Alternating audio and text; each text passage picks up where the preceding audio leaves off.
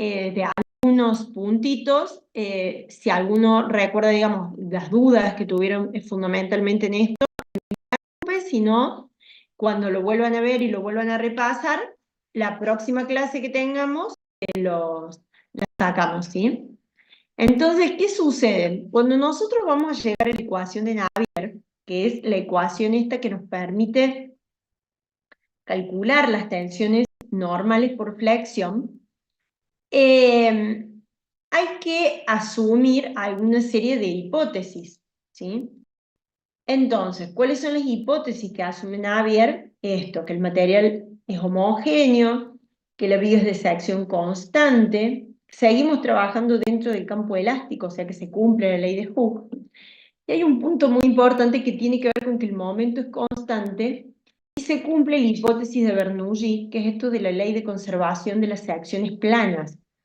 ¿Qué quiere decir esto de la ley de conservación de las secciones planas? Que si yo corto, ¿sí?, la pieza de este modo y le aplico un reflector, ¿sí?, las secciones que inicialmente eran rectas y perpendiculares al eje de la pieza, siguen permaneciendo rectas y perpendiculares al eje de la pieza. Entonces, si yo les pasara un plano por aquí, vemos que todas concurren a un punto, que es este famoso punto, ¿sí?, el centro de flexión. Entonces, también el que nos permite ir haciendo todas estas deducciones matemáticas, si no, no podríamos plantear semejanza de triángulos. Y entonces fíjense, esto que estaba aquí lo van a ver que se inclina las secciones y pasa así, pasa un plano y se intersecta en este punto, que es el que me permite trazar la curvatura. ¿Qué es lo que sucede? El momento también tiene que ser constante. ¿Por qué tiene que ser constante? Y bueno, porque si el momento no es constante, esta sección sufre lo que se llama un alabeo, entonces ya no se mantienen planas, ¿sí? De allí a que es importante esto de las hipótesis que uno maneja para poder deducir las ecuaciones. Me van a decir, claro, pero después yo lo utilizo en flexible, o sea, yo parto de esta hipótesis y lo uso en este caso también, porque de hecho todos los ejercicios que nosotros teníamos, los momentos eran variables, no eran constantes. Pero bueno, resulta ser que después se demuestra que el error que hay en aplicar Navier es muy pequeño y es una fórmula muy práctica. Entonces de allí que se extienda a los casos donde el momento es variable, ¿sí? Pero las hipótesis, ¿sí? Entonces, ¿qué es lo que me permiten, como les digo, a veces las hipótesis, asumir ciertas cuestiones para poder plantear las ecuaciones? Entonces, esto que ustedes ven, que hacen relaciones de triángulo y demás, aquí me permite llegar, fíjense en la flexión, cuando yo hago esto, se acuerdan que en solicitaciones axiales yo tenía tracción o compresión. Y la tensión normal, el sigma, ¿cómo se calculaba? Como N sobre A. En este caso también tengo una tensión normal, porque fíjense en que ese momento que actúa allí, ¿sí?, yo puedo representarlo por una fuerza, arriba y abajo, que hace este efecto de este momento que está allí, ¿sí? Entonces, esto es una fuerza que está comprimiendo la parte de arriba y una fuerza que está traccionando la parte de abajo, por este sentido del momento, ¿sí? Entonces, normales, porque en la sección, que es esto que ustedes ven de frente, también está comprimiendo, ¿sí? Y también está traccionando, solo que la ecuación es distinta. Y eso es a lo que llega, que lo vemos acá al costado, ¿sí?, pero sabemos que está de frente, es a lo que llegamos con esta famosa ecuación, que es la ecuación de Navier, ¿sí? Entonces nos queda, todos los despejes anteriores es en realidad para llegar a una ecuación de valor práctico, porque yo la pongo en función de la carga exterior, de la inercia de la pieza y del I. ¿Qué es I? Es la distancia del eje neutro a la fibra donde yo estoy analizando. Entonces, como el I tiene una variación lineal, por eso la gráfica tiene esta forma, ¿sí? Yo a esto, digamos, lo tomo ahí en un punto, lo representara en un modelo, fíjense en que cualquiera de los puntos de esa fibra tiene el mismo valor de la tensión sigma. ¿Sí? O sea que sigma es constante en el espesor. ¿Qué pasa? Que es lo que le decía acá, bueno, pero yo, profe, tengo la mayoría de los casos esto. Bueno, en realidad es esto, se ha demostrado que es bastante aceptable aplicar Navier, es una fórmula simple, práctica y da valores bien aproximados en estos casos de flexión simple. ¿Sí? La limitación, y como les decía, es a veces en estos casos puntuales donde hay perturbaciones, donde está aplicada la carga, pero si ustedes lo ven en la altura de la pieza, es muy pequeño, entonces de allí esto que también se puede aplicar, ¿no? ¿Sí? Bueno, esto es un poco algunas, ¿para qué nos sirve para verificar, para dimensionar. Acuérdense que si en este momento quiere decir que el diagrama está comprimido arriba y traccionado abajo. Si el diagrama de momentos tiene esta forma, está traccionada porque las fibras de arriba se alargan y de abajo se acortan, ¿sí? Acuérdense que está esta fibra intermedia que no sufre deformación y que es la fibra neutra, ¿sí? ¿Se acuerdan de eso, más o menos? ¿Cómo vamos allí? ¿Alguna duda que haya quedado?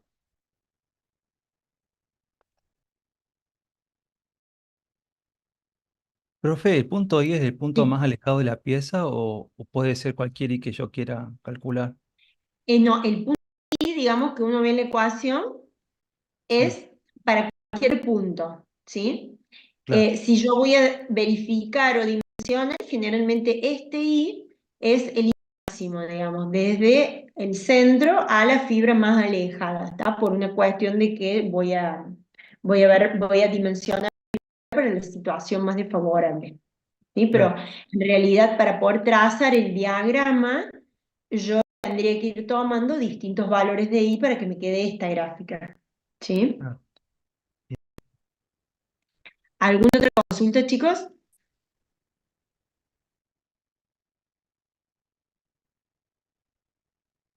Yo, profe, tenía la duda de Sí. que todavía estoy en la V, digamos, en la sala. Bien. ¿Tu apellido? Ruiz. Nicolás Ruiz. Bueno, es el mismo caso que otros chicos. Yo no los tengo en autogestión. Van a tener que consultar por qué motivo. No están inscritos o les han dado de baja la inscripción. ¿Sí? No sé si en secretaría académica o quien corresponda para ver, ¿sí? Entonces, desde el momento que ustedes están habilitados en autogestión, yo ya los voy a poder ver en V. El tema es que estaban en la V y por algún motivo han quedado suspendidos. Entonces, chequen alguna cuestión o de correlatividades o de condición en la materia.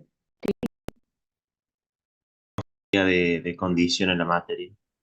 No, no lo sé, por eso les digo, no, hay algo por el cual para cursar esta materia tienen que estar en condición de libres, tienen que haber aprobado algunas correlativas, no lo sé cuál es la situación particular, no, eso me excede a mí. Bien. Pregunten para sacarse la duda, ¿sí? Bien. Yo estoy anotado en Perfecto. autogestión, pero usted dice que vaya a secretaría académica para confirmar. No lo sé, pregunten dónde se han inscrito, cómo se han inscrito, Bueno, no sé. Creo, pero yo en autogestión no los veo, por eso. Por eso, por bueno, algún profe. motivo, el aula virtual han quedado como suspendidos, ¿sí? Más allá que yo les habilitara o no en la autogestión, solamente voy a tomar a quienes tengan el listado. Entonces, los que no estén en el listado son los parciales, por eso solucionen el inconveniente antes de que llegue la fecha.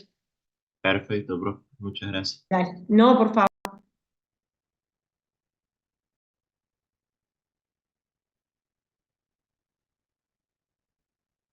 Bueno. Acuérdense bien también de cómo sacar la inercia, ¿sí? Practiquen estas cuestiones.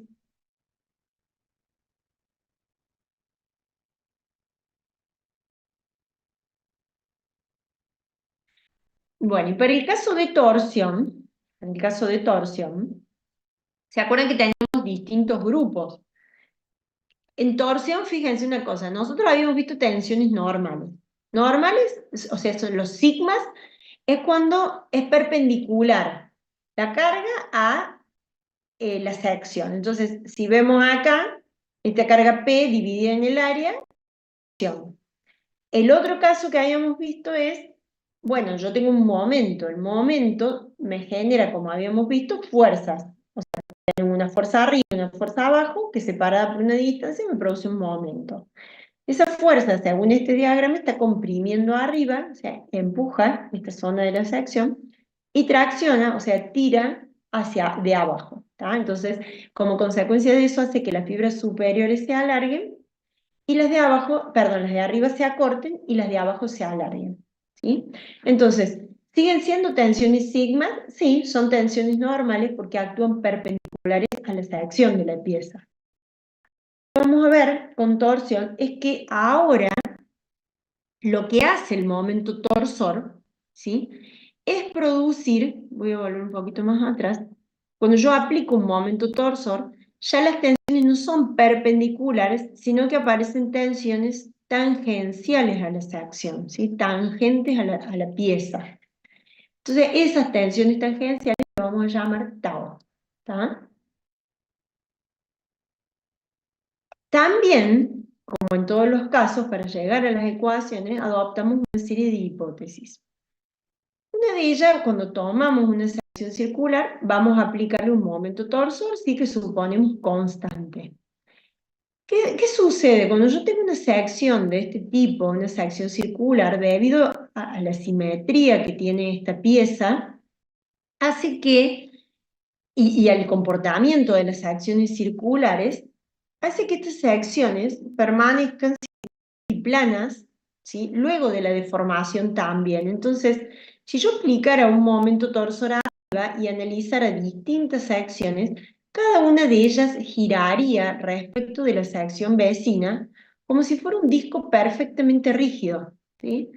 Entonces, esto, se cumple todo esto que ustedes van a leer aquí abajo, ¿no? ¿Qué es lo que a mí me interesa calcular de torsión?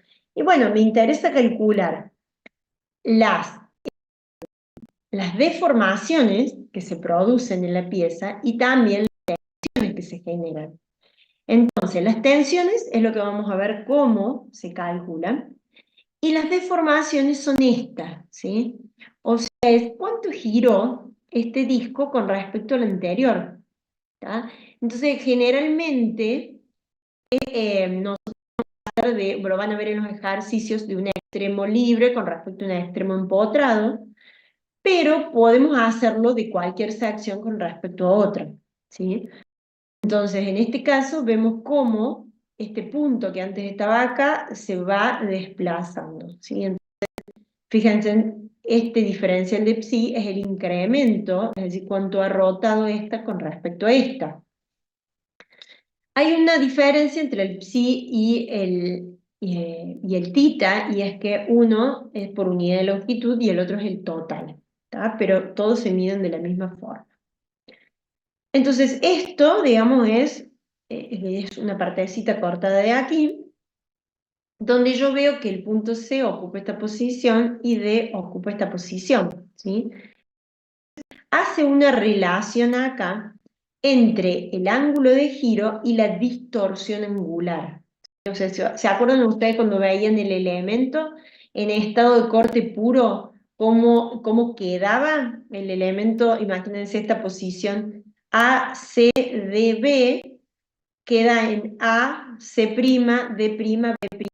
¿Sí? Entonces, esto, lo muestro aquí, ¿tá? Esto, cuando yo le aplico un momento torsor, ¿sí? ¿Ven lo que le pasa a este rombo si yo lo veo de costado? Aparece esto, la distorsión angular. Los lados no cambian la longitud, pero sí los ángulos. ¿Estamos? Entonces, hacen una relación entre esta distorsión angular y cuánto ha girado, ¿tá? Cuánto ha girado una sección con respecto a la otra. Entonces, a partir de estas relaciones trigonométricas, ¿sí? Pone esta relación, pero ¿qué pasa? yo necesito calcular en realidad el psi, ¿sí? Entonces, y necesito calcular las tensiones. Entonces parten de estas relaciones para llegar a lo que le interesa, que no es más ni menos que esto, ¿sí? Tau. Pero de nuevo, esta fórmula no tiene aplicación práctica, ¿sí? ¿Yo qué hago? Y bueno, sigo reemplazando a partir de igualar esto, momento torsor exterior, al momento de las fuerzas internas. ¿Para qué? Y bueno, para en realidad calcular cuánto vale tita, ¿sí? Y después cuánto vale el corte. Esta tensión de corte sí es igual que esta que vengo calculando. Lo que pasa es que estos datos en general yo no los tengo. Yo quiero calcular este y quiero calcular esto, ¿sí? Entonces, ¿qué pasa? Por eso hace todo este despeje que ustedes van a ver. Entonces, esto sí tiene una aplicación práctica porque lo pongo en función de la carga exterior actuando y de la inercia polar, ¿sí? De la pieza. Por eso en que en torsión trabajamos con la inercia polar, la inercia respecto del eje baricéntrico. ¿Estamos? Y ahora tita también, porque esto depende del tipo de material, de la geometría de la pieza y ahora sí del momento torsor. ¿Está? Fíjense también con esto, qué es lo que ustedes ven, ¿no? Esta ley de Hooke, que G es constante, el tita va a ir variando, digamos, pero sección a sección, pero si yo tomo una sección, es la distancia del centro a cualquier fibra que yo esté analizando.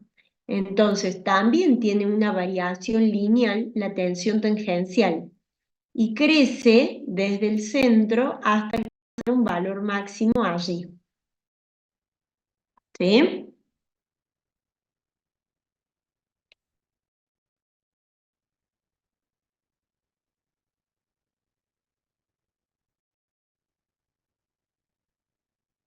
¿Sí o no? ¿Alguna duda que recuerden de esto? Profe, ¿y G qué sería Sí. es un módulo de elasticidad? ¿Elasticidad? No. Perdón, ¿cuál? El G, ¿qué sería? Módulo de elasticidad transversal. El Ah, G, para que no sé si está aquí. Acá está. Del mismo modo que decíamos que sigma era igual a epsilon, ¿sí? También se puede expresar la ley de Hooke en corte. Y el módulo de elasticidad transversal tiene relación con el módulo de elasticidad longitudinal, con el coeficiente de Poisson, porque no es más ni menos que la relación, digamos, entre una dirección y la otra. claro, ¿Sí? bien.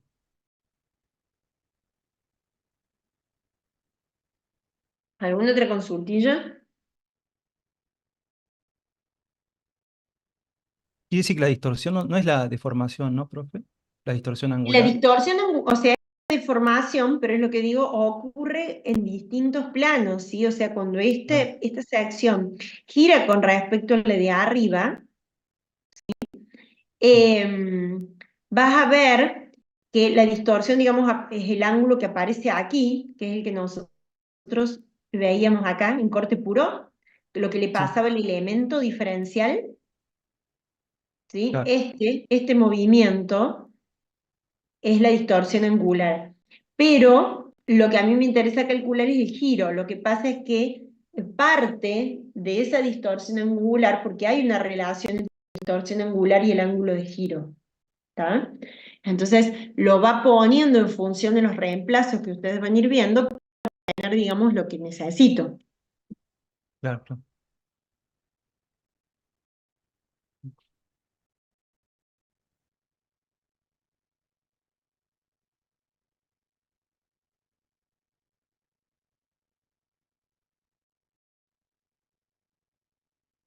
¿Alguna otra consulta?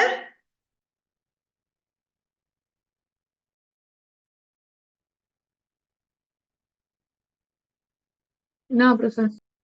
¿No? Bueno, ¿qué pasa? Ese es un caso, ¿no? El caso de torsión, que después ustedes van a ver los anulares, ¿sí? Que les pasa lo mismo. Ven que acá esto es para ilustrar cómo va cambiando desde cero y va variando un valor máximo cuando tengo anular, ¿sí? ¿Qué es lo que sucede cuando yo tengo piezas de sección rectangular? En las piezas de sección rectangular, el comportamiento es diferente.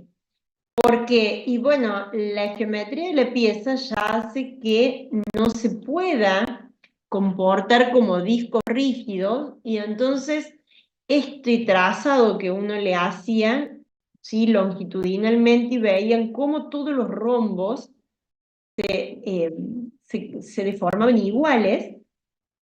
Cuando yo tengo una sección rectangular, esto ya no pasa, ¿sí? Entonces van a ver que las deformaciones son diferentes. Eso quiere decir que la sección esta ya a la vea, ¿sí? No se comporta, no se cumple la hipótesis de Bernoulli, o sea, no se mantiene plana después de la deformación. ¿Eso qué quiere decir? Quiere decir que el comportamiento de estas secciones hace que yo no pueda aplicar las mismas ecuaciones que en los casos anteriores. Si uno hiciera una modelación de eso, pasa eso. Yo tomo y ven que, si yo veo una de estas, ven que todo el borde tiene el mismo, van disminuyendo, pero en todo el contorno es igual. En cambio, en este caso, yo voy viendo cómo va cambiando. Acá tengo valores máximos, acá disminuye, acá se hace cero, ¿sí? Entonces el comportamiento es completamente distinto. Para estos casos no lo podemos calcular por medio de la estática. Lo que se hace es tomar, digamos, unas fórmulas aproximadas, ¿sí? O sea, de otras teorías, y nosotros las vamos a aplicar directamente a estas, y son estas ecuaciones, donde se puede calcular la tensión máxima, y la tensión máxima es la que se da sobre los lados mayores, y la tensión mínima que se da sobre los lados menores. Y el giro, ¿sí? El giro unitario, pero que multiplicado por la longitud puede obtener el psi. ¿Qué obtengo, digamos, de estas fórmulas aproximadas? ¿Qué pasa? Yo acá adentro tengo estos parámetros. Estos parámetros que van a ver acá, alfa, beta, ¿sí? Estos coeficientes que los usan en otros casos, ¿cómo los saco, digamos, para obtener esta relación? ¿Para qué me sirve? Bueno, partiendo, fíjense, de la relación entre la altura y la base aproximada, van a tener estos coeficientes que les va a dar unos valores, como les digo, aproximados para el caso de las secciones rectangulares. Profe, ¿quiere decir que saca por tabla el beta en esos casos? Sí, que es la tablita que está acá, ¿la pueden ver o no? Sí, sí, ahí se Ah, ve. bien. Sí, acá la tienen. No, pensé que por ahí se había ido la...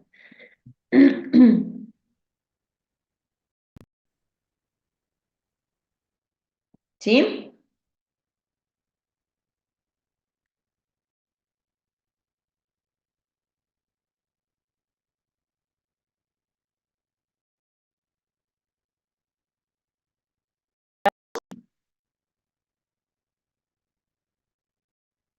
Sí, profe.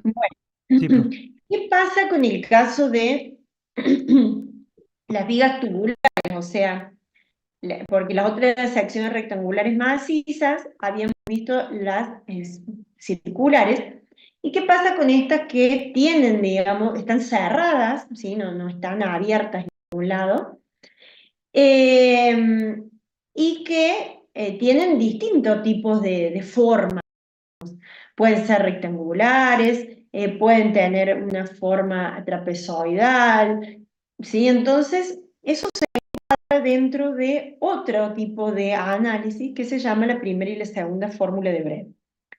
Para eso también hay que admitir una serie de hipótesis. Una es que el espesor de la pieza, en el caso que nosotros vamos a ver, son muy pequeños comparado con el resto de las dimensiones. Entonces, si bien, ¿qué sucede con esta pieza? Sucede que si yo tomo un determinado espesor, ¿tá? Y va a variar entre un lado y el otro, ¿tá? Pero ¿qué es lo que se asume? Una distribución de tensiones uniforme, ¿tá? Porque tampoco es tan grande la variación, porque suponemos que el espesor es pequeño, y trabajamos sobre la línea media, ¿sí? Que es justamente, como les decía, la hipótesis de Brett. Es tensiones tangenciales a la línea media, el corte es constante y la distribución de tensiones es uniforme. ¿Qué pasa? Como a lo largo de esta sección puedo ir variando el espesor, ¿cómo hago entonces para calcular la tensión? Bueno, en realidad lo que hace es mantener constante lo que se llama el flujo de corte. El flujo de corte es el producto de la tensión de corte por el espesor. ¿Qué quiere decir esto? Que el espesor se haga más chiquito, la tensión aumenta para mantener esta igualdad. Entonces, si yo tuviera que calcular la tensión máxima de corte en una sección tubular, ¿dónde la voy a calcular? Donde el espesor es más chico, ¿sí? Porque sé que ahí la tensión va a aumentar. Esto que ven aquí, también ¿qué hace? Igual al momento torsor interior por el momento igual al momento torsor exterior. ¿Y para qué? ¿Qué es lo que van a ver ustedes que hace todo este despeje, ¿sí? Igualar momento torsor exterior con momento torsor interior. ¿Qué es lo que hace para no estar resolviendo una integral cerrada? Usa este artificio y dice, bueno, esta igualdad es 2 veces el área media, ¿sí? Por eso en la fórmula de Brett ustedes van a ver que aparece un área media. ¿Qué es el área media? La superficie delimitada por el contorno. Entonces, contorno y todo lo que queda encerrado es el área que va acá. No es el área real, no es el área de la pieza, es un área teórica, ¿sí? Entonces eso me permite calcular la tensión de corte cuando yo tengo este tipo de secciones, ¿sí? Después, ¿qué hace? Me interesa que entremos en detalle. Iguala conservación de la energía, trabajo exterior y trabajo interior, que no les voy a preguntar este desarrollo, simplemente que sepan que la segunda fórmula a partir de esto, del principio de conservación de la energía, permite determinar el ángulo, el giro y el θ. Y aparece acá parte de la área media y del tipo de material, esto, el ds sobre E. ¿Qué es eso que aparece en la ecuación, ¿sí? Y que lo igualamos a una sumatoria? Es la sumatoria de las longitudes del perímetro sobre cada espesor correspondiente. Cuando digo perímetro, acuérdense que trabajamos sobre la línea media, entonces tengo que hacer cada longitud media sobre el espesor correspondiente, ¿sí? Cuando tengo algún lado inclinado, es la longitud inclinada sobre ese espesor, ¿sí? Profe, disculpe, ¿y el espesor se Sí. mantiene constante? ¿Le elegimos para No, dividir? claro, si el espesor no se mantiene constante, Sí. ¿sí? Como en este caso, tenés que ir sumando, digamos, L1 sobre E1, más L2 sobre E2, Ah, más bien. L4 sobre E4, más L3 sobre E3, En ¿sí? caso del E4 sería la hipotenusa, ¿no? Hay que sacar esa. Exactamente, Bien, sí. En caso que no la tenga, digamos, y que tenga los otros lados, la vas a tener que sacar, claro, bien, bien, ¿sí? bien. ¿Alguna otra consulta, chicos?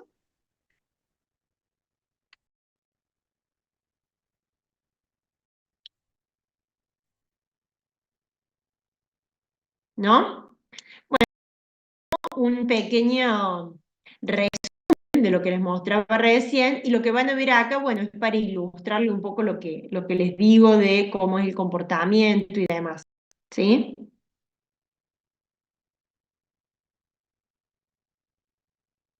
Algo, chicos, que necesiten que repasemos después, igual les vuelvo a repetir, ustedes siéntense, ¿no? Con el video, con la filmina y cuando vean alguna cuestión en los despejes, me consultan, ¿estamos? ¿Sí? Bien, profe. Denme 5 minutos, ya vengo y voy a tomar un poco de agua. Y vemos lo de corte, ¿sí?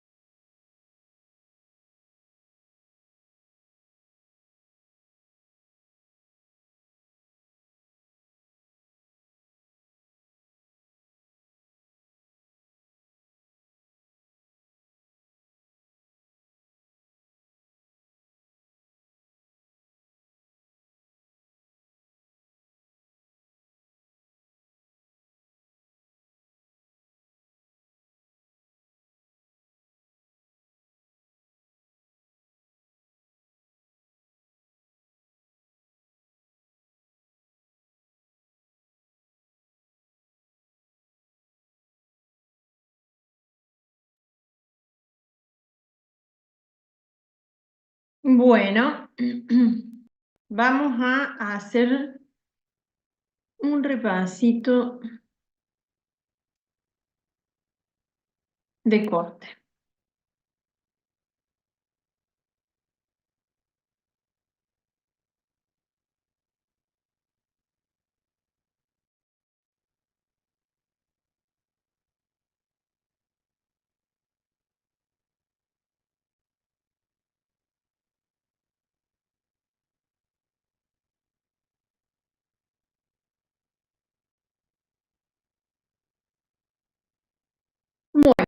Eso de corte, corte por flexión, ¿no? Aparecen cuando yo tengo, ¿se acuerdan que nosotros habíamos visto la ecuación de Navier que decíamos, bueno, la aplicamos en zonas donde el momento flector era constante, entonces el corte era igual a cero. En cualquier otro lugar donde yo aplique, ¿sí? Un momento, acá en este caso, en cualquier otro lugar donde yo esté analizando, veo que tengo un momento flector variable, lo que implica que hay un esfuerzo de corte que es distinto de cero. Entonces, ese esfuerzo de corte asociado a la flexión es lo que me genera tensiones tau, ¿sí? Entonces, cuando tenga vigas flexionadas con un momento flector que es variable, quiere decir que voy a tener esfuerzos normales sigmas por el momento flector y esfuerzos tangenciales, o sea, tau, por el esfuerzo de corte, ¿sí? Entonces, ¿cómo explicar esto cómo aparece el corte, ¿no? Lo hacen desde la teoría del esfuerzo rasante. Entonces, ¿cómo es esto? Bueno, si yo veo esta pieza igual a esta, esto está vinculado, ¿no? Desde el punto de vista de la estática, el comportamiento es exactamente el mismo. Digamos, los diagramas de esfuerzo no cambian para un caso que para el otro. Pero sí cambian mucho en materiales. ¿Por qué? Porque si yo a la pieza esta de arriba, a la pieza de abajo, le aplico una carga, ¿qué va a suceder? A la que está toda vinculada, ¿sí? Las fibras de arriba se acortan, las de abajo se alargan, la intermedia no tiene deformación. Pero cuando yo coloco, o sea, la divido de modo de colocar una sobre la otra y no la vinculo de ninguna manera, una se desliza con respecto a la otra, ¿sí? Entonces se comportan independientemente. Entonces, si vemos la fibra del medio, en este caso es distinto mirar la fibra del medio de la pieza de abajo. Entonces, uno ve una fibra de arriba está alargada, inmediatamente de abajo está cortada esa fibra. Si yo lo vinculo, quiere decir que de algún modo hay que compatibilizar esas deformaciones, ¿sí? Fíjense en que lo que pasa aquí, ¿sí? Se comporta una independientemente respecto de la otra, ¿sí? La fricción entre las piezas es nula. Acá sí tenemos fricción, ¿tá? Entonces, si nosotros viéramos las tensiones normales, ¿qué pasa? Acá es cero. Si son dos piezas, se comportan de modo distinto y es lógico, ¿está? Por lo que habíamos visto, unas fibras se acortan y las otras fibras se alargan, ¿está? Y fíjense lo que dice allí, ¿no? Esto de que exista continuidad del material, o sea, que estén vinculados, quiere decir que para evitar el deslizamiento de una de las fibras con respecto a la otra, quiere decir que hay una fuerza que está impidiendo ese deslizamiento, ¿sí? Si lo tratamos de entender como un fenómeno físico. Entonces, de poder compatibilizar las deformaciones, de evitar este deslizamiento de una fibra con respecto a la otra, implica, como les decía recién, que existe una fuerza que lo impida, ¿sí? Esa fuerza que impide ese deslizamiento es lo que se llama la fuerza rasante.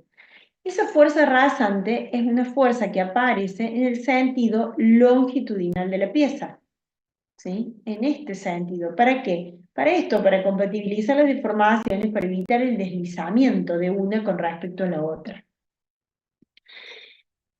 ¿De qué otro podemos ver sin que sea una cuestión física, ¿no? Porque yo digo, bien, entonces esto de que existe un esfuerzo de corte que las impide, ya me va a dar la pauta de que está esta fuerza rasante, ¿no? ¿Cómo lo podemos ver de otro modo? Bueno, si yo analizo el sentido longitudinal de la pieza, de un lado tengo un momento flector y del otro lado tengo otro momento flector. O sea, volvamos a este caso de acá. ¿Sí? Yo tomo acá una sección, o en este caso, cualquiera de acá, veo acá tengo un momento flector, miro hacia el otro lado, tengo otro momento flector. O sea, hay una variación de un momento flector de una sección Mn con respecto a la sección M1N1. Esa variación de momento flector hace que los diagramas de tensiones normales sean distintos de un lado que del otro.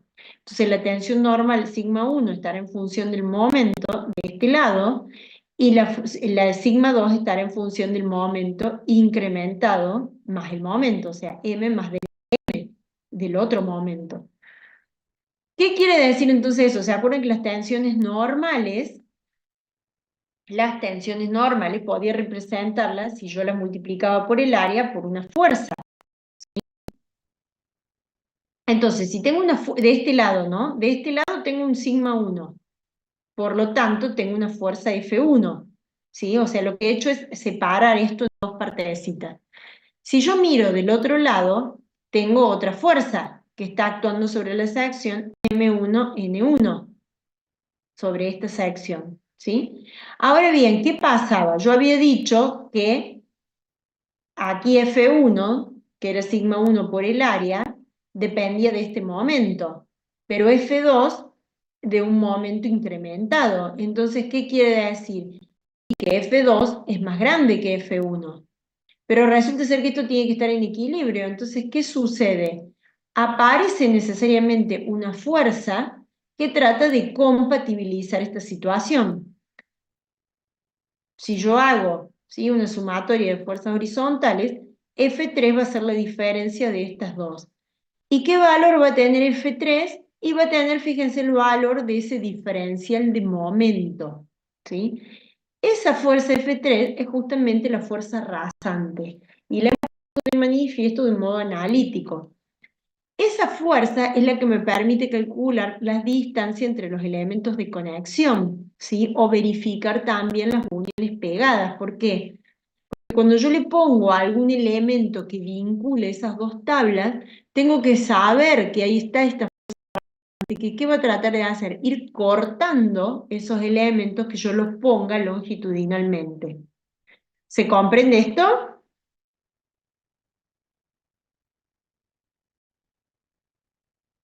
Sí, profe. ¿Sí? Entonces, pero nosotros decimos, bueno, tenemos la fuerza rasante, pero yo lo que quiero es calcular el tau, porque lo que dije que iba a calcular era el corte por flexión. Entonces, ¿cómo? Bueno, acá hay todas unas cuestiones, ¿no? Que va diciendo, bueno, ¿cómo lo calculo ese corte, ¿no? Yo había dicho que aparecían estas fuerzas rasantes. Quiere decir entonces que si están estas fuerzas rasantes y yo analizo un elemento diferencial, ¿qué pasa? Paso un plano, tiene que ser justamente estas tensiones por reciprocidad, ¿sí? Entonces, si hay tensiones de corte en este sentido de la pieza, quiere decir que por reciprocidad están en esta cara de la pieza. ¿Y esta cara de la pieza cuál es? La sección, ¿sí? La que a mí me interesa. ¿Sí? ¿Se comprende eso?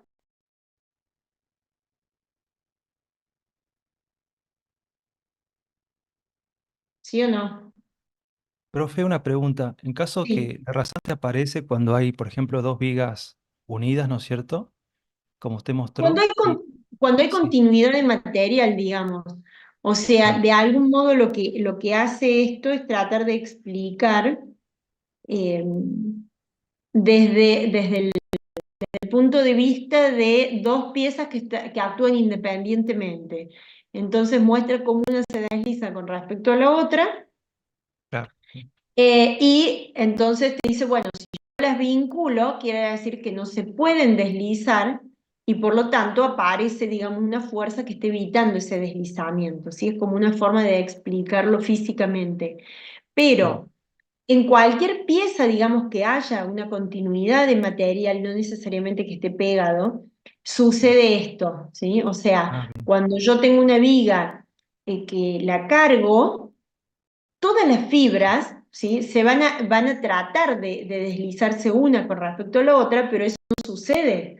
Entonces, por eso aparecen tensiones de corte, ¿tá? En cualquier viga continua, en cualquier viga que esté vinculada, sea por remaches, por bulones, que esté pegada, ¿sí? Bien, No bien. digo, no necesariamente tienen que ser dos piezas que hayan sido unidas. Una Ah, pieza del mismo material también sucede esto, ¿sí? bien, bien, profe. Gracias. Entonces, eso, digamos, es como para explican, digamos, desde la fórmula del esfuerzo rasante o de la teoría del esfuerzo rasante, cómo aparecen las tensiones de corte en la pieza. Entonces, lo que hace acá, bueno, si esas tensiones yo las conozco, la reciprocidad me van a aparecer, digamos, en esta cara. Pero cómo varían a lo largo de esa cara, que es lo que yo dibujaba después, ¿no? Dice, bueno, analicemos qué pasa. Si yo analizo uno, eso no satisface por el principio de reciprocidad, que es lo que yo le pongo un elemento que esté en el borde inferior de la pieza. ¿Puedo tener tensiones abajo, en el borde que está libre? No puede haber tensiones en el borde que está libre, digamos, porque no hay ninguna fuerza exterior que me lo equilibre, ¿sí? No puede haber fuerzas libres. Yo cuando tomo eso se supone que se equilibran las de arriba con las de abajo. Si yo miro los bordes extremos de la pieza, ¿sí? No puede haber tensiones allí arriba porque no tengo fuerzas que lo equilibren, ¿sí? Entonces, si este cero en el borde inferior de la pieza, va a ser cero también en la cara.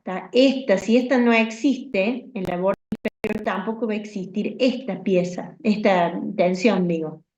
Lo mismo sucede, por eso acá, cuando ustedes ven en el modelo es cero, acá es cero, ¿sí? Entonces digo, bueno, arriba es cero, abajo es cero. Acá es máximo, pero ¿cómo es la distribución? ¿Sí? O sea, ¿cómo se comportan? Porque el sigma, el esfuerzo normal, era más fácil. ¿Se acuerdan que yo decía sigma igual a m por i sobre la inercia? Y decía que variaba linealmente con la distancia al eje neutro. ¿Sí? En este caso, lo que queremos demostrar es justamente cómo va variando esto en toda la sección. Entonces, ahí es máximo donde hay vinculación. Donde no hay vinculación, fíjense, en donde una se desliza libremente con respecto a la otra, no hay tensión de corte. ¿Por qué? Porque no hay fuerza ahí. ¿Sí? Acá. ¿Se entiende? ¿Se ¿Puede acuerdan que yo les repetir, profe?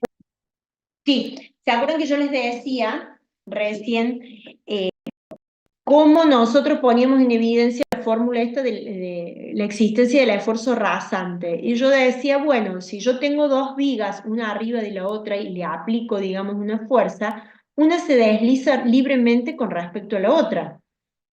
Y yo digo, bueno, si ahora yo las vinculo, ¿qué pasa? Bueno, tiene necesariamente que aparecer, ¿sí?, una fuerza rasante que impide el deslizamiento de una con respecto a la otra. ¿Estamos hasta ahí? Sí. ¿Sí? Bien. Entonces, ahí fíjense que si hay una fuerza que impide el deslizamiento, hay por lo tanto una tensión, porque en realidad la tensión no es más ni menos que la fuerza y el área, ¿sí? Entonces la importancia es que si hay fuerza tengo tensión, si no hay fuerza no tengo tensión. Entonces cuando de algún modo están vinculadas, sea porque las uní o sea porque hay continuidad del material, hay fuerzas que están haciendo, digamos, que no se deslice una fibra con respecto a la fibra vecina. Entonces hay fuerza, digamos, que compatibilizan esas deformaciones y es lo que hace que aparezcan tensiones, como ustedes las ven acá, ¿tá? Pero si dejo que una se deslice con respecto a la otra, no hay fuerza, no se genera fuerza. ¿Por qué? Y porque se pueden mover. Entonces no hay fuerza que mantenga unidas esas piezas. Por lo tanto, no hay tensión. ¿Sí? Ese es el comportamiento de dos piezas separadas. ¿Tá?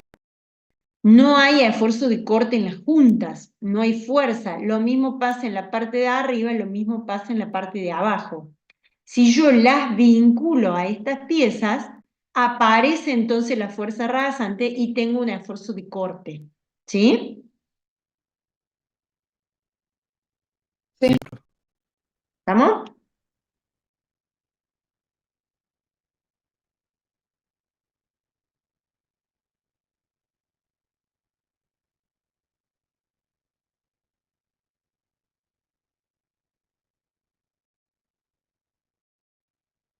Bueno, entonces para conocer esta distribución, ¿sí?, de las tensiones de corte, lo vamos a tomar sobre una viga de pared delgada. Ya vamos a ver por qué una viga de pared delgada, ¿sí? El esfuerzo rasante lo que hace, la fórmula de esfuerzo rasante ya la habíamos calculado, y lo que hace en este caso es multiplicarla, digamos, esta fuerza rasante por un área en la cual actúan, que es E, por el diferencial de X, para tener justamente una tensión. ¿Tá? Y entonces esa simplificación me llega a lo que conocemos como la fórmula de Jurafsky, ¿sí? Que está en función del corte, que es la carga exterior, el espesor, la inercia y el momento estático. ¿Sí? Momento estático, vamos a ver ahora qué es esto del momento estático. Momento estático es área, ¿sí? Área por distancia. Entonces, en la medida, fíjense que cuando yo hago área, en el área tengo una base y tengo una altura. Y esa altura va a ir variando conforme yo vaya avanzando por acá, ¿sí?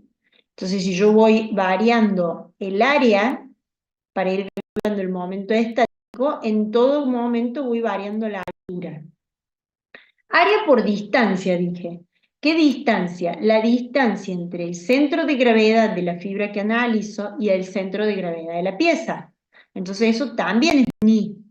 Y en la medida en que vaya aumentando el área, va aumentando el I. ¿Sí? Entonces, ¿qué pasa? Tengo un I, digamos, del área y un I de la distancia. Entonces, esto, ¿sí?, se transforma en una variación cuadrática.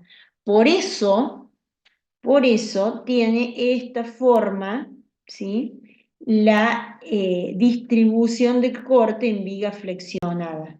¿Tá? Si lo vemos también desde la ecuación de Jurafsky, yo veo en los extremos, o sea, fíjense, ustedes separan, en la medida que ustedes van aumentando, ¿dónde va aumentando el momento estático? ¿Dónde va aumentando el área? A medida que yo me voy acercando al centro, ¿ven? Porque esta área sombreada empieza a aumentar, ¿tá? Entonces aumenta el momento estático, tengo un momento estático máximo acá, ¿sí? Tengo el corte máximo. Me voy alejando, va disminuyendo esta área, y si yo estoy acá en el borde, ¿qué área tengo? Ninguna. ¿Qué momento estático tengo? Ninguno. Entonces el corte es cero, ¿sí? En los bordes. ¿Se comprende eso? Profe, sería porque la que se toma es como un infinitésimo, ponemos en los bordes y por eso Claro, cero, ¿no? exacto. En realidad, si vos te paras justo en el borde, digamos, cuando está la fibra superior, no tenés área, Claro, claro. no tenés momento estático, entonces el corte es cero, ¿sí? Y va aumentando esto hasta el máximo aquí. Entonces, momento estático máximo, corte máximo lo tengo acá. Y la variación parabólica es porque en la medida que yo voy tomando el área, la base es siempre la misma, pero ¿qué va cambiando esa área? La altura, y va cambiando también el I, que es la distancia. Entonces, como tengo área por distancia, ¿sí?, me queda cuadrado. Por eso tiene una forma de una parábola en la distribución del corte. ¿sí? Claro.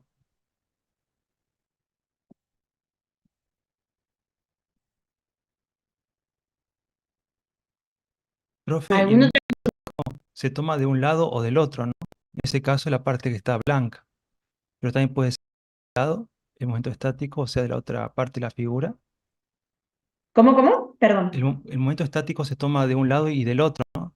Respecto a... Exactamente. El Claro, momento estático se puede tomar por encima o por debajo. Si yo lo tomara por debajo, digamos,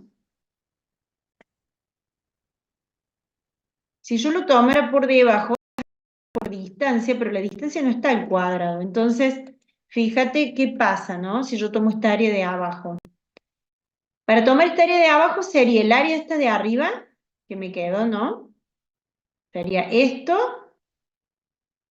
por una distancia positiva o negativa o como la tomen, claro, ¿sí? sí, sí, Y tomaría, ¿no? Esta área, digo, porque es todo lo que tengo por debajo de la fibra, o sea, claro, de la tomo fibra, todo por arriba, todo por debajo. Tomaría esta área por la distancia que está medida en un signo distinto a la de arriba. Entonces, ¿qué pasaría? Se cancelarían, claro, ¿sí? ¿Y qué te quedaría? Te quedaría para calcular el pedacito de abajo. claro, Es lo mismo que calcular el pedacito de arriba. Y el signo no importa, ¿sí? Porque no tenemos el positivo o negativo cuando hacemos esta distribución, ¿sí? Sí nos interesa cuando yo digo signo positivo o negativo por una cuestión de que se resten y que te quede el mismo valor, porque si yo tomo la fibra, todo lo que tome por arriba o por debajo tiene que ser igual. claro, tiene que ser el ¿Mm? mismo valor, exacto, sí, sí, Exactamente, el momento estático tiene que ser el mismo valor. Entonces, ¿hacia dónde tomo? Hacia donde me quede más simple siempre el diagrama. claro. ¿Mm?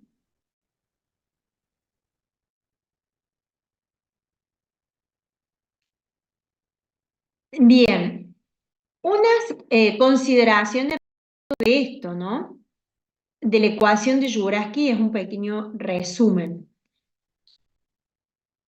Dice esto, ¿no? De que es una parábola que depende del momento estático porque el corte, la inercia y el espesor son constantes, que la mayor tensión de corte es en el eje neutro y que las extremas son de corte nulo, ¿m? Que es opuesto, digamos, a lo que pasa con los sigmas. ¿Qué pasa? La expresión de Jurasky, a diferencia de la expresión de Navier, no es exacta. ¿Por qué no es exacta? No es exacta porque ¿qué es lo que hace Jurasky? Jurasky considera que las tensiones de corte son constantes en todo el espesor de la pieza para cada fibra que se analiza y que las tensiones de corte son paralelas a las fuerzas de corte. ¿Qué es esto? Que cuando yo, a ver si,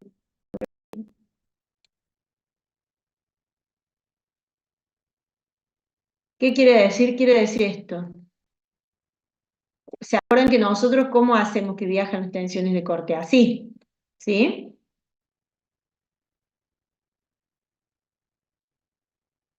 ¿Se acuerdan que nosotros decíamos, bueno, viene la fuerza rasante, ¿sí? Y entonces tengo tensiones de corte. Bien, pero a mí me interesa conocer la distribución de corte en la sección, que fue lo que estuvimos viendo. Me interesa estas que aparecen por reciprocidad, ¿se acuerdan esa? Bueno, esta es la que a mí me interesa y son las que yo veo en la sección. ¿Cómo es la cuando yo veo la viga? La carga es así. Ya digo una carga, ¿no? Puede ser muchas. Es así. ¿Sí? Entonces, la distribución de las tensiones de corte, ¿sí? Son paralelas a la fuerza de corte. A la fuerza de corte vertical, la distribución de las tensiones de corte son verticales. Jurasky dice que si yo tomo una fibra, ¿se acuerdan cuando veíamos sigma? Era igual. Bueno, en realidad si yo veo este punto, tiene un color distinto a este, ¿sí? Si yo me paro acá, es peor. Acá tengo un color, acá tengo un color, acá tengo un color, ¿sí? Eso quiere decir que la distribución de las tensiones de corte no es constante. Juraski asume esto, ¿sí? Entonces toma una tensión promedio para hacerla, para poder aplicarla, ¿sí? ¿Qué es lo que sucede? Que en la medida en que es más esbelta la pieza, o sea, es más angosta, cómo estos colores se empiezan a horizontalizar. Quiere decir que la distribución de las tensiones de corte se asemeja más a la ecuación de Juraki. No es que se asemeje más a la ecuación de Juraki, sino que si tomo una fibra voy a tener casi el mismo valor, ¿tá? Salvo en las zonas centrales. Pero cuanto más ancha es la pieza, más se empieza a perder esto y sobre todo en las zonas centrales, ¿sí?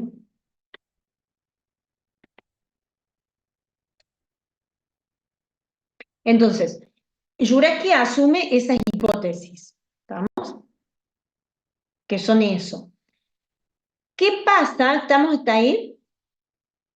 Si en las secciones rectangulares, fíjense lo que dice acá, y bueno, es un 30% por ahí la tensión de corte máxima, entonces se aplica Juraki.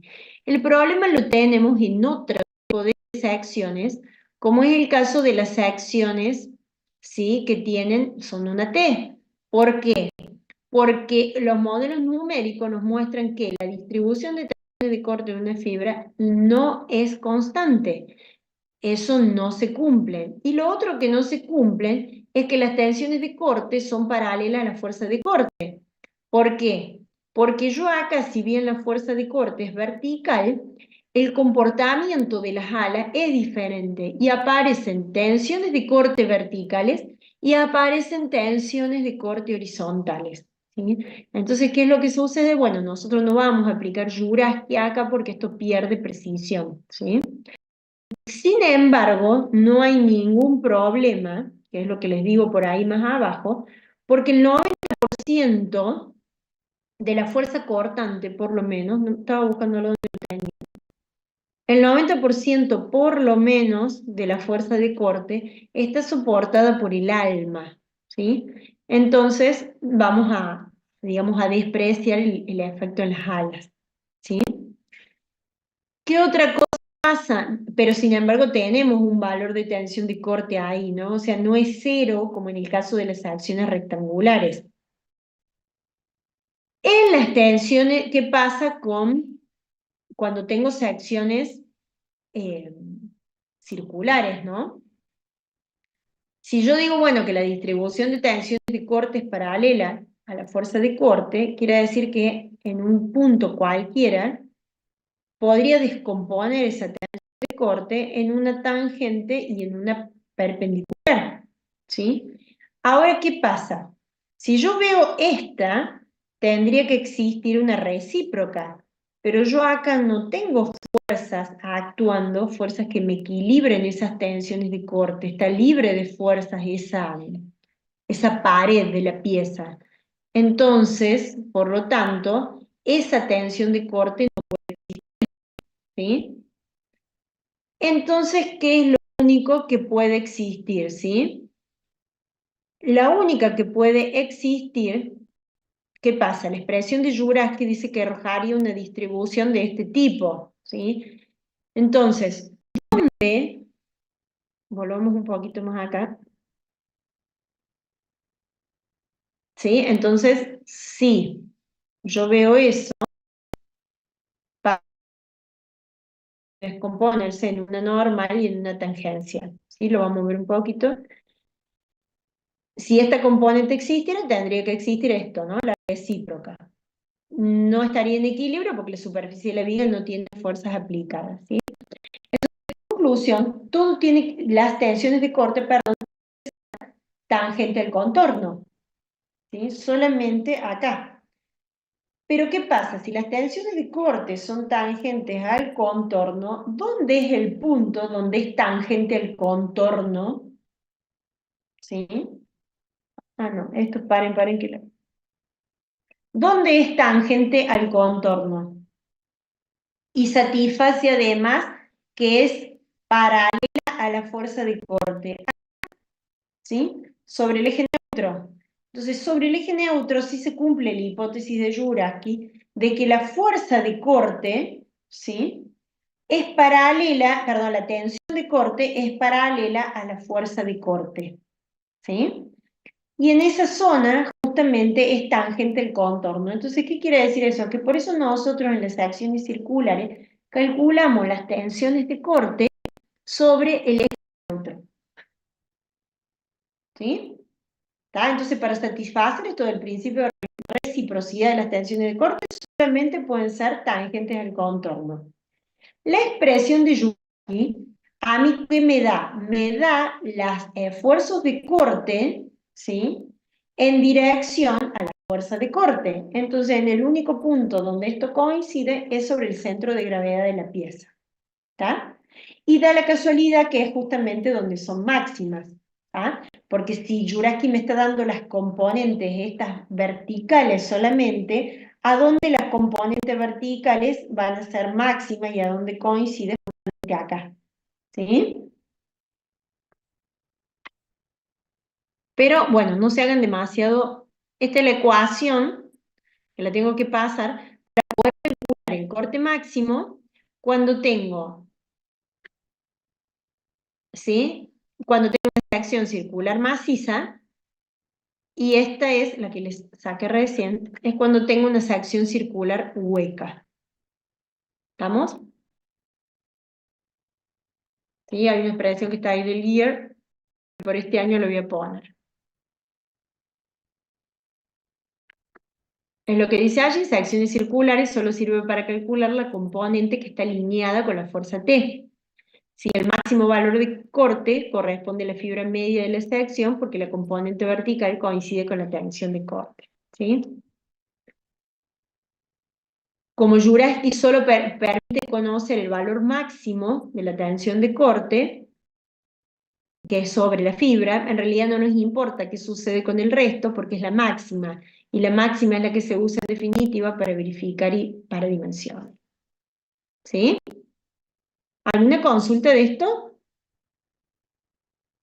Entonces nosotros no vamos a poder definir cómo es la distribución de tensiones de corte en una sección circular, pero vamos a poder aplicar Jurajski. ¿Estamos? ¿Dónde? Sobre el eje neutro. Por eso van a ver que cuando yo dibujo una distribución de tensiones de corte por flexión en una sección circular, solamente le dibujo sobre la fibra neutra.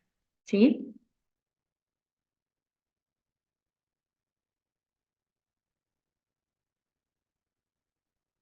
¿Consultas?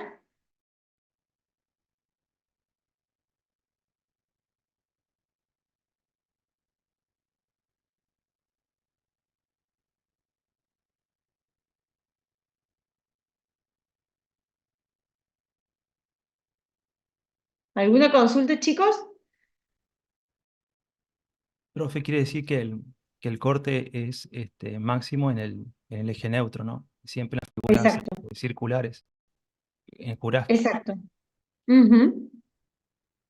Y eso depende de la dirección, profe. Por ejemplo, usted mostró ahí que en dirección vertical las flechitas que estaban, y si en Sí, forma horizontal, cambiaría el sentido de, sería el eje, en vez de ser horizontal, sería vertical, ¿no? O, en realidad lo que te cambiaría sería la distribución. Por ejemplo, ahí te digo.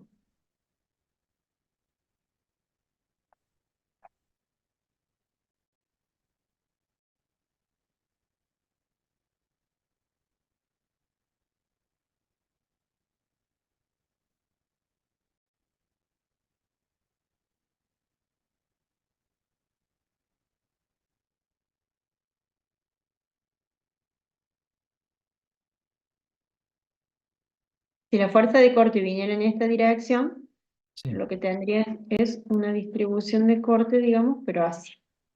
Ah, claro. Y el eje neutro sería ese, ¿no es cierto? Y usted Exactamente. está bien. Ujú. Así es. Digamos, el baricentro. ¿Sí? Es- ¿Vamos? bien, bien, pero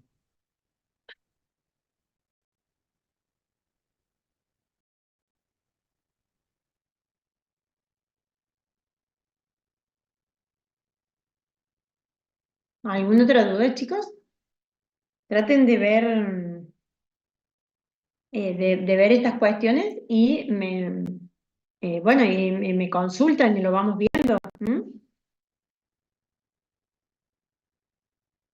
¿Estamos? Ya las próximas clases van a tener prácticos sobre esto y después el día 16 vamos a estar conectadas las dos para ver dudas del práctico y dudas del teórico. ¿Sí? Si surgen dudas entre medio también, me escriben un email y vemos cómo eh, las podemos solucionar. ¿Sí? Bueno, profe. ¿Listo? ¿Alguna consulta, chicos? ¿Algo pendiente?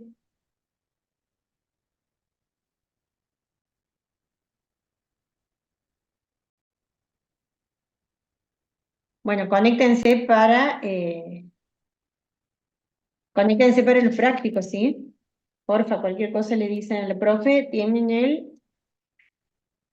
el 9, ¿no? A ver aquí, calendario. Profe, el 9 es por el mismo Zoom, o sea, el mismo Sí, aplicación. sí, sí, sí. Sí, señor, vamos a usar el mismo. Ah, bien.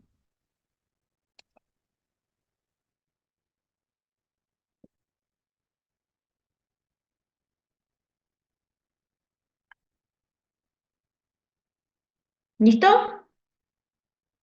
Nos vemos entonces, chicos. Nos vemos, Cualquier profe. cosa, escriban, porfa. ¿M? Nos vemos, chicos. Nos Bueno, vemos, gracias, profe. profe.